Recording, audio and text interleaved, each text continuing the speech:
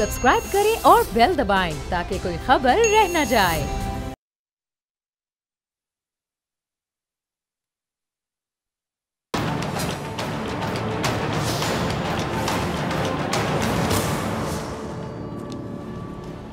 अस्सलामुअलैकुम नाजरीन, मैं हूं डॉक्टर फ़िज़ा अकबर ख़ान और मैं हूं पाकिस्तान और आप देख रहे हैं पाकिस्तान के सबसे बड़े चैनल का नंबर 1 प्रोग्राम ऐसे नहीं चलेगा। नाजरीन, इस वक्त पाकिस्तान में financial action task force FATF से वाबस्ता एशिया पैसिफिक ग्रुप का पाकिस्तान के इस टाइम पे वो दौरे पर है।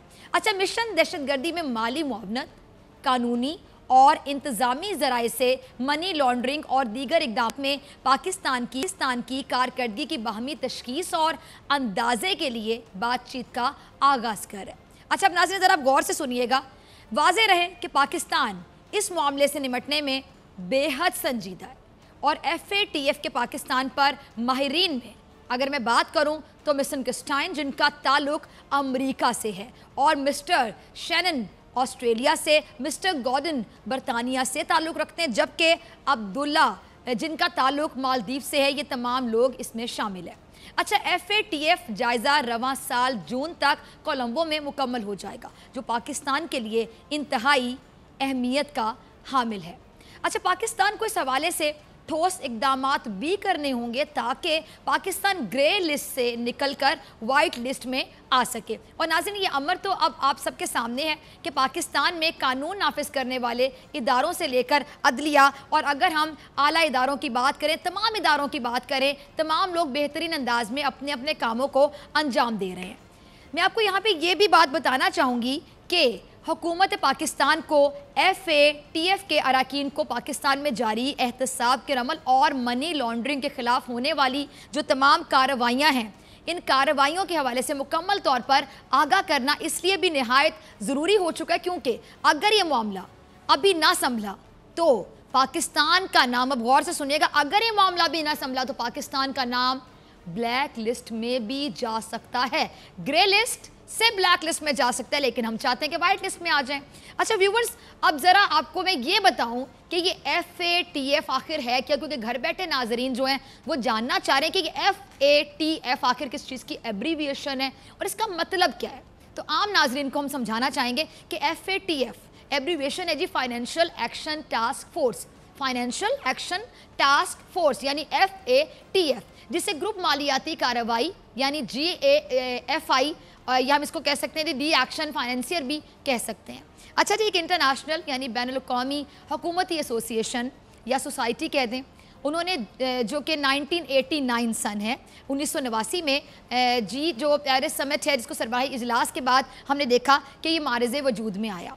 अच्छा नाज़रीन, आप ये भी देखिएगा कि जो FATF है इसको इसलिए तश्कील दिया गया, मैं आपको यहाँ बताना ज़रूरी समझूंगी, इसको तश्कील इसलिए दिया गया ताकि दुनिया भर में जो इस्तेमाल होने वाले मनी लॉन्ड्रिंग के तरीके हैं, मेथड्स हैं जिनका इस्तेमाल किया जाता है, प्रोसीजर्स, दिमाग का इस्तेमाल किया जाता है ना इसके लिए भी, तो उनका जायज़ा लिया जा सके, डिटेल जायज़ा लिया जा सके और इसके मुताबिक बैनुल अक़वामी सतह पर, इंटरनेशनल लेवल पर एक फ्रेमवर्क तश्कील दिया जाए जिसके ज़रिए दुनिया में जो बढ़ती हुई मनी लॉन्ड्रिंग के वाक़यात हैं उन पर आसानी से काबू पाया जा सके। अच्छा, 9/11 के हौलनाक वाक़ये के बाद हमने देखा कि FATF की ज़िम्मेदारियों में अगर मैं कहूँ कि मज़ीद इजाफा हो गया पहले की निस्बत तो गलत नहीं होगा, और FATF का जो मैंडेट है जो कि सिर्फ मनी लॉन्ड्रिंग तक महदूद था, पहले सिर्फ मनी लॉन्ड्रिंग तक महदूद था 9/11 से पहले, लेकिन उसके बाद देखा गया कि मैंडेट को बढ़ा दिया गया। अच्छा, 2004 तक इसमें काउंटर टेररिज्म जो फाइनेंसिंग है इसकी 9 नई सिफारिशात का इजाफा भी हो चुका था। 2004 की मैं बात कर रही हूँ, और एक तरह से भी अगर हमें बात करें तो एक तरह से ये भी एक US पेट्रियोटिक एक्ट की बात कर लें और UN सिक्योरिटी काउंसिल की करारदाद 1373 की एक कड़ी थी जिसमें दहशत गर्दी को माली मदद करने वालों को, जितने भी दहशत गर्दों को माली इमदाद देने वाले लोग थे उनको बाकायदा टारगेट किया गया था या निशाना बनाया गया था। अच्छा व्यूवर्स, यहाँ पर मैं आपको एक अहम बात ये बताना चाहूँगी, आपकी तवज्जो जाने भी मबजूल करवाना चाहूँगी कि FATF ने 2015, ठीक 4 साल पहले, क्योंकि अब 2019 है, 2015 में ऐलान किया कि पाकिस्तान इन 7 ममालिक में शामिल है, पाकिस्तान उन 7 ममालिक में शामिल है जिन्होंने FATF की हिदायत पर अमल करते हुए 2010 से 2015 तक AML اور ٹیررزم فائنینسنگ کو روکنے کے لیے قابل تعریف قدم اٹھائے ہیں. اس لیے پاکستان سمیت دیگر وہ جو 7 ممالک ہیں FATF کی مانیٹرنگ پروسیس سے آزاد ہو جائیں گے. اچھی ابھی اگر میں بات کروں تو ابھی زیادہ عرصہ نہیں گزرا کہ اپنی منافقانہ پالیسیز پر چلنے والا، ڈوم اور کی رٹ لگانے والا، ڈوم اور کا مطالبہ کرنے والا امریکہ کی بات کر رہی ہوں، سپر پاور اور برطانیہ نے پاکستان کو پھر سے اس لسٹ میں ڈالنے کی قرارداد پیش کر دی. دیکھیں اب کھلا تضاد، جس لسٹ سے باہر آنے کے لیے ہم نے بڑے پاپڑ بیلے ہیں، آپ تمام لوگ اگری کریں گے، وہ محنت ضائع گئی اور پھر پاکستان کا نام دوبارہ گرے لسٹ میں شامل کر دیا گیا. زیادتی. اچھا ناظرین، آپ کو میں یہاں پہ یہ بھی بتاؤں گی کہ اس لسٹ میں نام ہونے سے آخر ہوتا کیا. بہت سے لوگ جاننا چاہتے ہیں کہ چلے نام آ گیا پھر واٹ نیکسٹ، کیا ہوگا. ماہرین کے مطابق کسی بھی ملک کا نام، ابھی آپ نے غور سے سننا ہے، ماہرین کیا کہتے ہیں کہ کسی بھی ملک کا نام واچ لسٹ پر ڈالنے سے اس ملک سے ہونے والی ہر ٹرانزیکشن، ایوری ٹرانزیکشن کی میں بات کر رہی ہوں، اور اس کو اور بھی زیادہ جانچ پڑتال کا سامنا کرنا پڑتا ہے، جس سے جو فائنینشیل کرائم کی روک تھام کی زبان میں ہم کیا کہیں گے، انہینسڈ ڈیو ڈیلیجنس کہتے ہیں. اور اس کی مثال کو مزید میں واضح کرنے کے لیے آپ کو بتاتی ہوں کہ اگر ایک ملک کا نام بلیک لسٹ میں ڈال دیا جاتا ہے تو پھر اس کے بعد اس ملک کا کوئی بھی باشندہ بینک کے ذریعے دنیا میں کہیں بھی کوئی رقم منتقل کرنا اگر چاہے گا تو اس حوالے سے پہلے سے آپ کو پتہ ہے پروسیجر ہوتا ہے، پوری تفصیلات یا ڈیٹیلز بتانی پڑتی، لیکن وہ پوری تفصیلات بتا دینے پر بھی مزید تفصیلات پوچھی جائیں گی، مزید سوالات کا سامنا کرنا پڑے گا، یعنی پروسیجر بہت زیادہ سخت ہو جائے گا، زیادہ سوالات. یہ لیکن کیوں ہوگا، کس کے لیے، وہ پوچھیں گے آپ سے کیوں، کس کے لیے، کیسے، کہاں سے، اس ٹائپ کے سوالات جو ایئرپورٹ پہ پوچھے جاتے ہیں اب صرف ایئرپورٹ نہیں بلکہ بینکوں میں اور اس انداز میں پوچھے جانے لگیں گے. اچھا آپ کے ذہن میں یہ بھی آ رہا ہوگا ویورز کہ پاکستان تو خطے میں دہشت گردی کے خاتمے کے لیے اتنی قربانی دے رہا ہے، اتنا سب کچھ کر رہا ہے.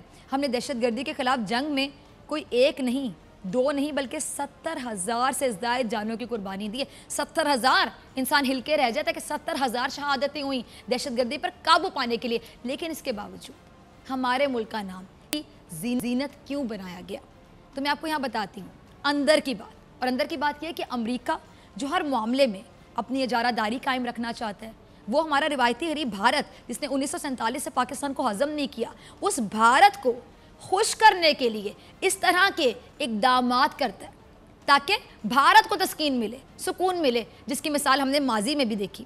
اچھا ناظرین، یہ امر کسی سے ڈھکا چھپا نہیں ہے کہ منتخب ہونے کے بعد خود ڈونلڈ ٹرمپ کئی مرتبہ ڈو مور کا مطالبہ کر چکے ہیں، اور جب پاکستان کی جانب سے ان کو بھرپور جواب دیا جاتا ہے تو وہ یا تو خاموش ہو جاتے ہیں یا پھر پاکستان کی تعریف کرنا شروع کر دیتے ہیں. اس کو اب ڈپلومیسی نہیں کہیں گے تو پھر کیا کہیں گے؟ ارے اسی کو تو کہتے ہیں منافقانہ پالیسی، انگریزی میں اب ڈپلومیسی کہہ دیں اور منافقانہ پالیسی کہہ دیں، جس پر امریکہ چلتا ہے، جو خود کو سپر پاور کہلواتا ہے. اچھا ناظرین، اب دنیا بھر میں امن کا چیمپئن بننے والا امریکہ اس وقت خود کن حرکات میں بڑھ چڑھ کر حصہ لے رہا ہے، اس جانب کسی کی توجہ نہیں جا رہی. آخر کیوں؟ میں پوچھتی ہوں کہ آخر کیوں نہیں جا رہی؟ کیا دنیا میں کوئی بھی ایسا نہیں ہے جو امریکہ سے سوال کرے، جو امریکہ کی پالیسیز پر بات کرے؟ اگین آئی ووڈ آسک، آخر کیوں؟ آخر کیوں؟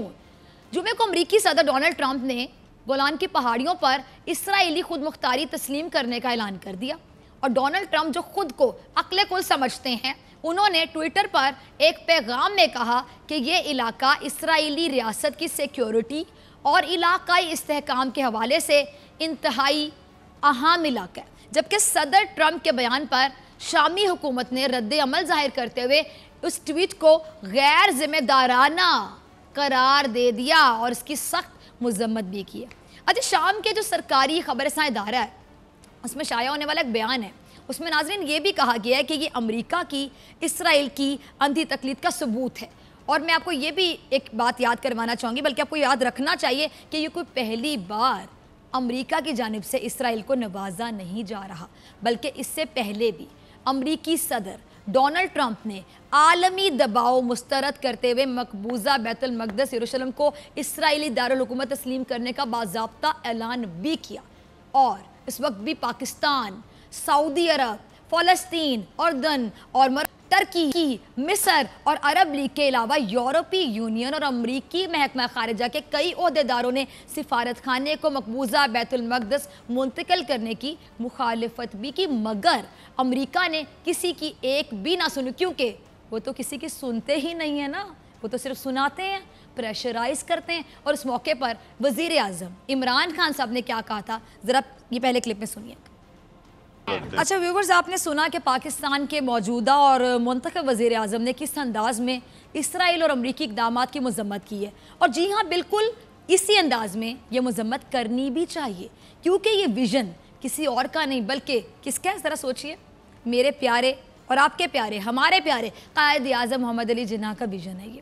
اور آج ایک اور تاریخی بات آپ کو میں یہاں پہ بتانا چاہوں گی کہ قائد اعظم محمد علی جناح نے قیام پاکستان سے پہلے اس وقت کے جب دوسری طرف سرزمین فلسطین پر غاصب صہیونی ریاست اسرائیل کے ناپاک وجود کو قیام بخشنے کی برطانوی سازش تکمیل کو پہنچ رہی تھی، دو ٹوک اور واضح الفاظ میں یہ فرمایا تھا کہ برِ صغیر کے مسلمان ہرگز یہ قبول نہیں کریں گے کہ فلسطین اور اس کے عوام کے ساتھ برطانوی سامراج اتنی بڑی خیانت کرے کہ جس کے نتیجے میں دنیا بھر کے یہودیوں کو لا کر فلسطین میں آباد کرنے کی کوشش کی جا رہی ہے، اور یہاں ارض مقدس فلسطین پر ایک جعلی ریاست اسرائیل کو وجود بخشا جاتا ہے، اور وجود بخشے جانے کی پلاننگ کی جائے، ہم کسی طور پہ قبول نہیں کریں گے۔ اور برِ صغیر کے مسلمان خاموش نہیں بیٹھیں گے بلکہ احتجاج کریں گے، پروٹیسٹ کریں گے، اور ہر ممکنہ اقدام اٹھانے سے گریز نہیں کیا جائے گا۔ یہ بابا قوم قائد اعظم محمد علی جناح کے وہ نظریات اور وہ ویژن تھا کہ جن کا ذکر انہوں نے مفتی اعظم فلسطین کے نام لکھے گئے اپنے خط میں بھی کیا تھا، اور برطانوی سامراج کو متنبع کرتے ہوئے خط لکھے جو گئے تھے، وہ لکھا ہوا جو خطوط تھے اس میں بھی انہوں نے بارہا کیا کہا، یہی کہا، اور یہی وجہ ہے کہ جب پاکستان کا قیام عمل میں آیا تو خارجہ پالیسی کے بنیادی اصولوں میں قائد اعظم کے نظریات کو مد نظر رکھتے ہوئے اصول طے کیا گیا کہ پاکستان کے عوام دنیا بھر کے مظلوموں کا ساتھ دیں گے، اور اسی کا رزلٹ ہے ناظرین، نتیجہ ہے کہ قائد اعظم نے فلسطین پر ناجائز صہیونی ریاست اسرائیل کے قیام کو تسلیم نہیں کیا تھا، اور تاحال پاکستان دنیا کے ان چیدہ ممالک میں شمار ہوتا ہے کہ جن کا اسرائیل کے ساتھ کسی قسم کا کوئی تعلق نہیں ہے، یہاں تک کہ پاکستان کے پاسپورٹ پر واضح تحریر کیا گیا ہے کہ یہ پاسپورٹ دنیا بھر میں کارآمد ہے جبکہ اسرائیل کے لیے نہیں ہے۔ اچھا ناظرین، کیونکہ پاکستانی قوم کی اگر میں بات کروں اور پاکستان فلسطین کے مظلوموں کے ساتھ کھڑا ہے اور انشاءاللہ کھڑا رہے گا، اور صرف ہم ہی نہیں بلکہ دنیا بھر کے وہ تمام ممالک جو اسرائیل کو قابض ریاست تصور کرتے ہیں وہ اس کے ہر اقدام کی کھل کر مخالفت بھی کرتے ہیں۔ اور گزشتہ دنوں پاکستان کے دورے پر آنے والے آپ کو یاد ہوگا ملیشیا کے وزیر اعظم نے بھی اسرائیل کے بارے میں کچھ کہا تھا، کیا کہنا تھا ان کا، ذرا یہ نیکسٹ کلپ دیکھیے گا، قرۃ العین اگلا کلپ چلائیے گا۔ اچھا ویورز، آپ نے سنا کہ مہاتیر محمد کہہ رہے ہیں کہ دنیا میں ان کا کوئی دشمن نہیں ہے سوائے کس کے؟ اسرائیل کے، اور ملیشیا بھی کبھی اس سے تعلقات نہیں رکھے گا۔ یہ ہوتے ہیں لیڈر، ایسے ہوتے ہیں سربراہ جو کھل کر دہشت گردوں کے خلاف بات کرتے ہیں، ڈرتے نہیں ہیں، گھبراتے نہیں اپنی رائے کا اظہار کرتے ہوئے، کھل کر رائے دیتے ہیں۔ اور ناظرین، میں اپنی بات کو مکمل یہ کرتی ہوں کہ سال 2017 میں امریکہ نے سرکاری طور پر یروشلم کو اسرائیل کا دارالحکومت تسلیم کیا، اور 2018 میں تل ابیب سے اپنا سفارت خانہ وہاں منتقل کر دیا تھا، اور اب امریکہ نے گولان کی پہاڑیوں کو اسرائیلی حدود تسلیم کر لیا، جس کی ایک بار پھر عرب ریاستوں سمیت دنیا نے مخالفت کی ہے، اور شدید الفاظ میں مذمت کرنی چاہیے۔ گولان کی پہاڑیاں شام کا وہ علاقہ ہے، ذرا غور سے سنیے گا آپ، گولان کی جو پہاڑیوں کا میں ذکر کروں، شام کا وہ علاقہ ہے جس پر اسرائیل نے 1967 سے قبضہ کر رکھا ہے۔ گولان کی پہاڑیاں 1200 مربع کلومیٹر پر پھیلی ہوئی ہیں، 1200 مربع کلومیٹر پر، اور یہ شامی دارالحکومت دمشق سے تقریباً 60 کلومیٹر جنوب مغرب میں واقع ہیں۔ اچھا، اس علاقے پر تقریباً 30 کے قریب یہودی بستیاں قائم ہیں، اور ایک اندازے کے مطابق آلموسٹ 20,000 لوگ منتقل بھی ہو چکے ہیں۔ اس علاقے کی اگر میں بات کروں، اس علاقے میں تقریباً 20,000 کے قریب شامی لوگ بھی رہتے ہیں، جبکہ شام اور اسرائیل کے درمیان سرحدی اہمیت کے ساتھ ساتھ اس کے ایک جانب لبنان اور دوسری جانب اردن کی سرحد بھی لگتی ہے۔ گولان کی پہاڑیوں کا اصل تنازع ہے کیا؟ اب آپ لوگ یہ سوچ رہے ہوں گے۔ اسرائیل نے 1967 کی مشرق وسطیٰ کی جنگ کے آخری مرحلے میں اس علاقے پر قبضہ کر لیا تھا اور 1973 میں شام کی اس پر واپس قبضہ کرنے کی جو کوشش ہے اس کو بھی ناکام بنایا تھا، اور سن 1981 یعنی 1981 میں اس کو اسرائیل نے یک طرفہ طور پر اپنا علاقہ قرار دے دیا تھا۔ اسرائیل کا یہ جو اقدام تھا ناظرین، اس اقدام کو عالمی سطح پر تسلیم نہیں کیا گیا تھا اور سخت تنقید کا نشانہ بنایا گیا تھا، اور گزشتہ اگر 52 سال کی بات کروں تو 52 سال سے یہ علاقہ عالمی سطح پر متنازع ہے، اور اقوام متحدہ کی سلامتی کونسل اس علاقے پر اسرائیل کے قبضے کو آلریڈی قرار دے چکی ہے۔ مگر ناظرین، جب امریکہ ساتھ کھڑا ہو جائے تو پھر اسرائیل کو کیسا ڈر اور کیسا خوف، کیسا ڈر، کہاں کا خوف، اور وہ امریکہ جو کبھی پاکستان سے ڈوم وار کا مطالبہ کرتا ہے، جو بھارتی جارحیت کے باوجود بھارت کے بیانیے کا باقاعدہ ساتھ دیتا ہے، اب وہ اس معاملے پر کیوں اسرائیل کا ساتھ دیتا ہے؟ بلکہ ساتھ دینا تو میرے خیال سے میں غلط بول رہی ہوں، یوں کہنا چاہیے کہ اسرائیل کو زمینوں پر قبضہ کرنے کا موقع سپر پاور امریکہ ہی دیتا ہے۔ کیا امریکہ کا نام بلیک لسٹ میں نہیں ڈالنا چاہیے؟ کیا دنیا میں اس معاملے پر کوئی آواز نہیں اٹھائے گا؟ کیونکہ ایسے تو پھر نہیں چلے گا اگر انصاف کی بات ہوگی۔ بریک کے بعد ملتے ہیں۔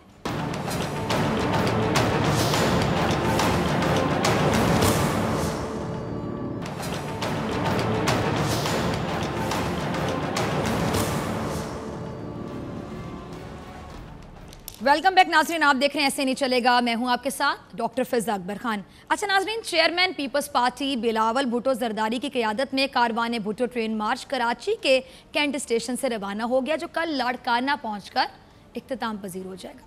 اچھا ویورز، اس سفر میں جو بلاول بھٹو نے شروع کیا ہے، اس میں مختلف مقامات پر رک کر کارکنان سے خطاب کرنے کا سلسلہ بھی جاری رکھا جائے گا، اور سفر کے شروع میں بلاول صاحب نے کہا کہ 40 سال پہلے غیر جمہوری قوتوں نے ذوالفقار علی بھٹو کو تختہ دار پر لٹکا دیا، لیکن انہوں نے اپنا سر نہیں جھکایا اور جان دے دی، اور کیا کہتے ہیں ساتھ ہی اور یو ٹرن نہیں لیا۔ یہ بھی کہا بالکل بلاول صاحب آپ ٹھیک کہہ رہے ہیں، آپ کے نانا کے صرف پاکستان میں نہیں بلکہ پوری دنیا میں چاہنے والے ہیں، جو تعریف کرتے ہیں ان کے کاموں کی، ان کے اصولوں کی، ان کے ویژن کی، ان کی اس سیاست کی سب سے منفرد اور جدا تھی، بڑی آئیڈیل سی تھی، اور عوام کو ہم دکھانا چاہتے ہیں بھٹو صاحب کی کچھ یادگار اور اہم باتیں اپنے اس پہلے کلپ میں ذرا ملاحظہ کیجیے۔ اس سے پہلے میں گفتگو کا آغاز کو میں بڑے پروگرامز میں کہہ چکی ہوں کہ I am a big fan of Bhutto, I am a Bhutto lover, لیکن میں پیپلز پارٹی کی فین نہیں ہوں، کیونکہ وہ پیپلز پارٹی یہ نہیں ہے جو ذوالفقار علی بھٹو کی پیپلز پارٹی تھی۔ ابھی بھی بڑے منجھے ہوئے سیاستدان اس پارٹی میں موجود ہیں، لیکن ان کی کیا ویلیو ہے زرداری صاحب کے سامنے؟ اب پارٹی میں ون مین شو ہے، اس ون مین کا نام کیا ہے؟ آصف علی زرداری۔ اب آپ سوچ لیں گے کہ بلاول بھٹو تو چیئرمین ہے، ارے نام کیا چیئرمین ہے؟ اسکرپٹ کون لکھتا ہے؟ آئیڈیاز کون دیتا ہے؟ اداروں کے خلاف، پاکستان کی فوج کے خلاف زہر اگلنے کے آئیڈیاز بلاول کو کون دیتا ہے؟ آپ کو کیا لگتا ہے بلاول کا وہ اپنا ذہن ہے؟ بلاول کے کیا وہ اپنے الفاظ ہیں؟ اس کا اسکرپٹ رائٹر کیا بلاول خود ہے؟ اور بہت سے لوگ جو سیزن پولیٹیشن ہے پیپلز پارٹی میں، جو ابھی بھی پروگرام دیکھ رہے ہوں گے، ایسے نہیں چلے گا، بڑے شوق سے دیکھتے ہیں تمام لوگ، اگر وہ دیکھ رہے ہوں گے تو وہ کہہ رہے ہوں گے کہ فضا ہماری دل کی بات کر رہی ہے۔ آصف علی زرداری صاحب نے ان لوگوں کو وہ اہمیت نہیں دی جتنے لوگ بے نظیر بھٹو صاحبہ کے قریب تھے۔ کیا وہ آصف علی زرداری صاحب کے بہت قریب ہیں ابھی؟ کیا ویلیو ان کی پارٹی میں؟ یہ تمام لوگ بڑے منجھے ہوئے ہیں، بڑے میچور ہیں، ان کی میچورٹی کو سلام کرتی ہوں کہ انہوں نے اپنی پارٹی کی عزت رکھی ہوئی ہے، کہ کچھ کہتے نہیں ہیں، چپ کا روزہ رکھا ہوا ہے۔ اور یہ جو بھٹو صاحب ہیں یہ عوام کی بات کرتے تھے۔ آصف علی زرداری صاحب اور بھٹو صاحب میں سب سے بڑا فرق پتہ ہے کیا ناظرین؟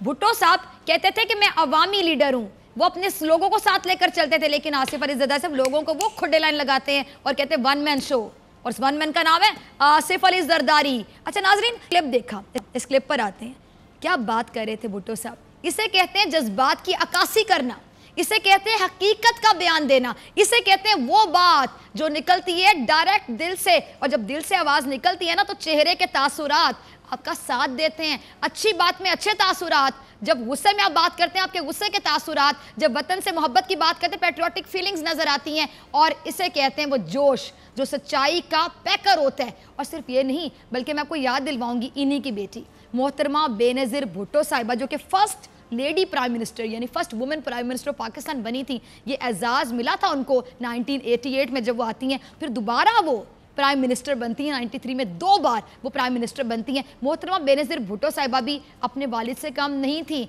उनकी जो कायदाना सलाहियतें थीं उस पर मैं तो कहूँगी कि मुझे फ़ख्र है, हमें फ़ख्र है। और उनकी कुछ यादें अगर आज आपको ना दिखाएं, ऐसा हो नहीं सकता। ये ज़रा अगला क्लिप देखिएगा बेनज़ीर भुट्टो साहिबा। क्या तकरीर का अंदाज था, क्या लहजा था, क्या कॉन्फिडेंस, कोई जवाब नहीं। मोहतरमा बेनज़ीर भुट्टो जैसा लीडर दुनिया में, मैं बड़े यकीन से कहती हूँ इस प्लेटफॉर्म पे बैठ के, कम ही आता है। लेकिन यहाँ सवाल फिर वही आ जाएगा कि आखिर इन्हीं बेनज़ीर भुट्टो के बेटे बिलावल साहब किसके कहने पर इस किस्म की बातें कर रहे हैं, एहतजाजी रैलियाँ निकाल रहे हैं, और क्यों निकाल रहे हैं रैलियाँ। इससे पहले कि मैं बिलावल साहब का क्लिप आपको दिखाऊं, बिलावल मेरा सिंपल सा सवाल है आपसे।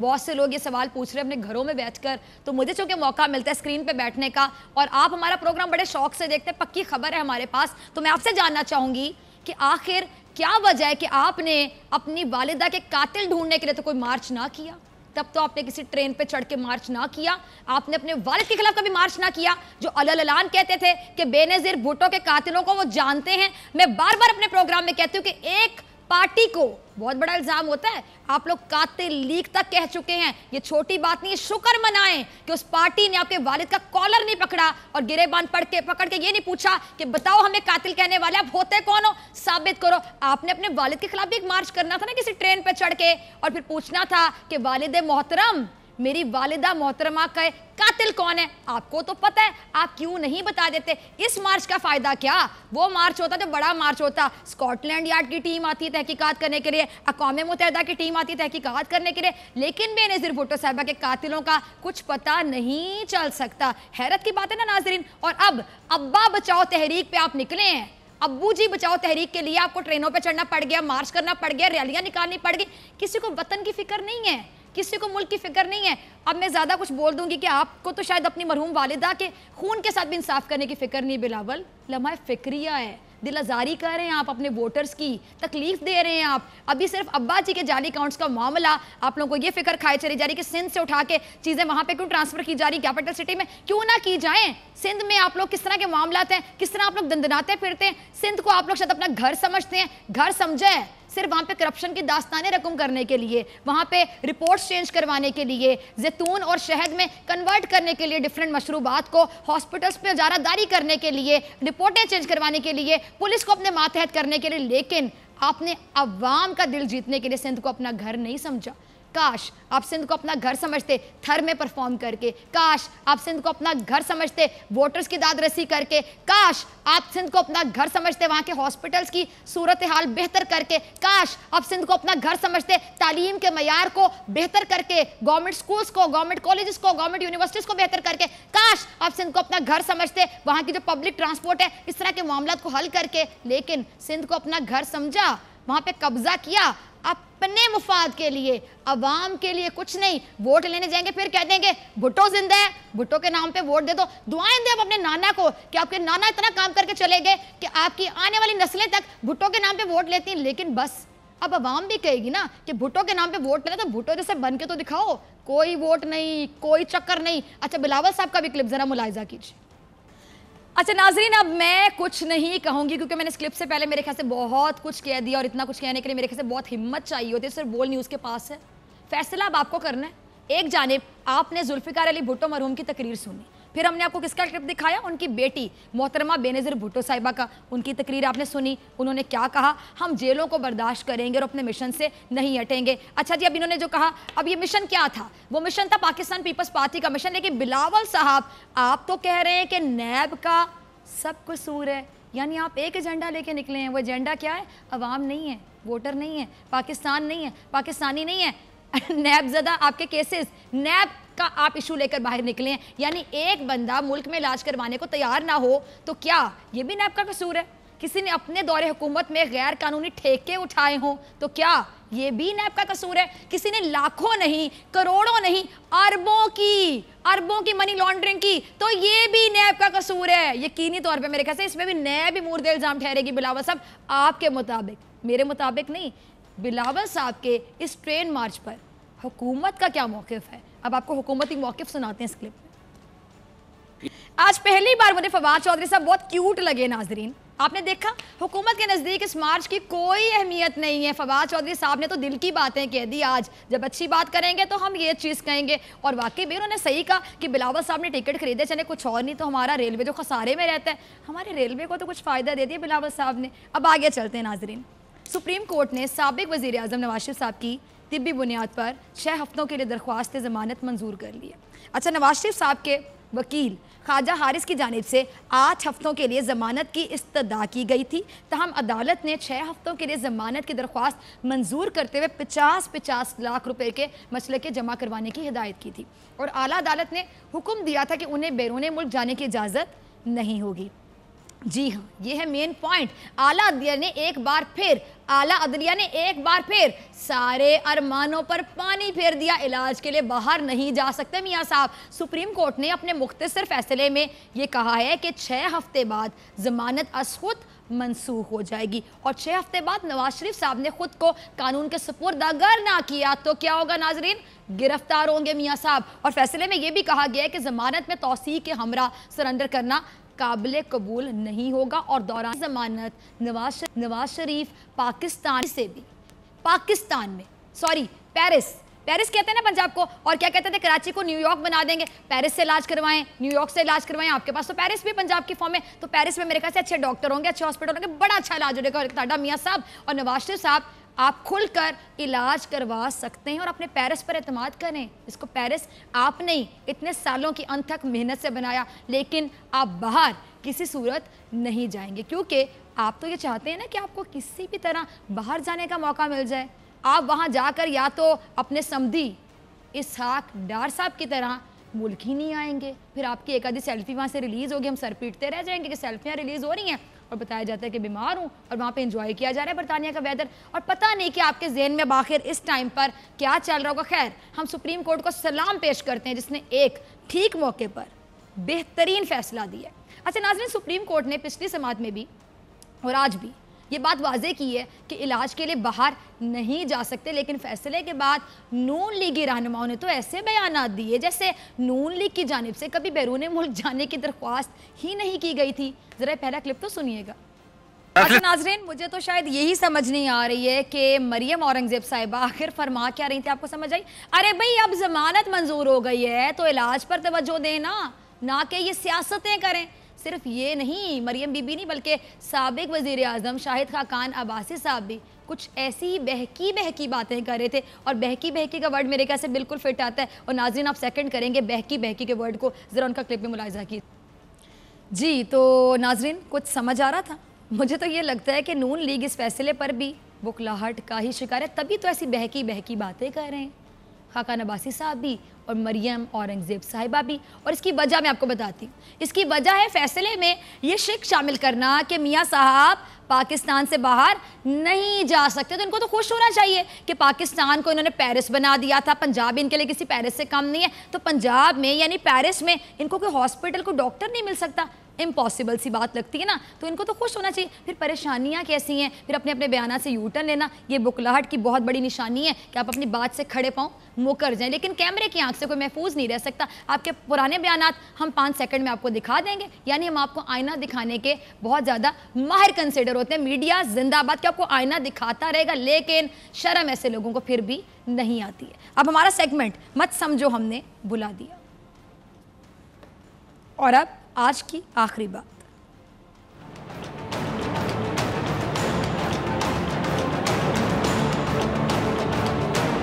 آخری بات صرف یہ کہنا چاہوں گی کہ نیت صاف منزل آسان, اور نیت خراب منزل بھی خراب. اب پتہ نہیں ٹرین مارچ کرنے والوں کی نیت کیسی اور منزل آخر کیا ہوگی.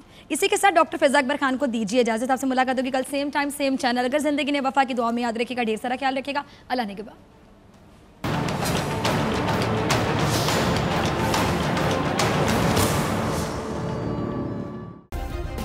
سبسکرائب کریں اور بیل دبائیں تاکہ کوئی خبر رہ نہ جائے.